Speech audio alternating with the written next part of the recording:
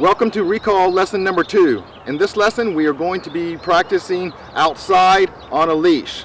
So what I want you to do is get some treats that your dog really likes. Today I'm using cheese, and so with the recall training you're going to be wanting to use something of really high value to your dog. We want your dog to get super excited about wanting the food. We want them to get super excited about coming to you when you call them. So to get started, I want you to put a neck collar on your dog, and then we are going to attach a leash to them. I like to use 6 feet initially when I'm practicing this, and we're going to keep it real simple. Only thing that you need to do is go out into your yard. If you don't have a fenced-in yard, just go out in front of your house, start walking down the street. And what you're going to practice doing is you're going to move your dog around, and then periodically you're going to call your dog to you with the name and the word come, and then you will start moving backwards. Ryder, come. Good boy. And feeding your dog. All right, so we call the dog, we start moving backwards, and the dog comes to us, and then we feed them.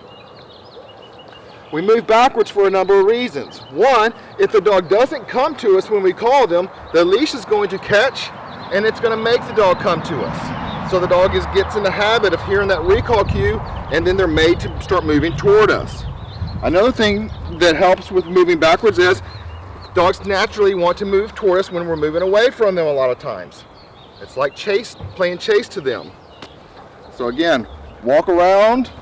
Periodically you're going to call your dog. Ryder, come. Back up. Good. And feed. Another thing that I want to add is sometimes I may feed 2 or 3 pieces rather than just one. I don't want the dog always expecting one simple treat and knowing exactly what kind of treat it's going to be. I want to keep them guessing so that the dog thinks sometimes it may be something really good.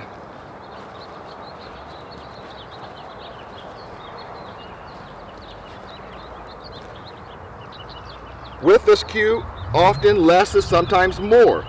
So if I was practicing without the camera, I may only do 5 or 6 on a 10 to 15 minute walk. So you don't have to be drilling this, you don't have to be doing one right after the other.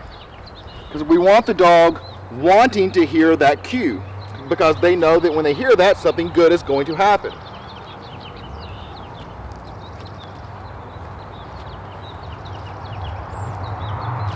If your dog just kind of sits and stares at you, kind of like what this dog is doing, then just keep walking around. At some point the dog is going to take their attention off of you, go back to smelling the ground or whatever, and then you can call them.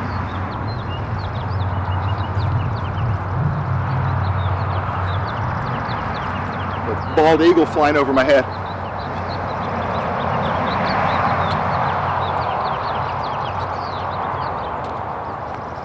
Ryder, come. Good boy. Good dog. Good.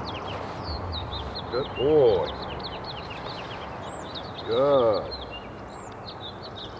Okay, so that's it for this lesson. So practice often and try to get in a practice session each day.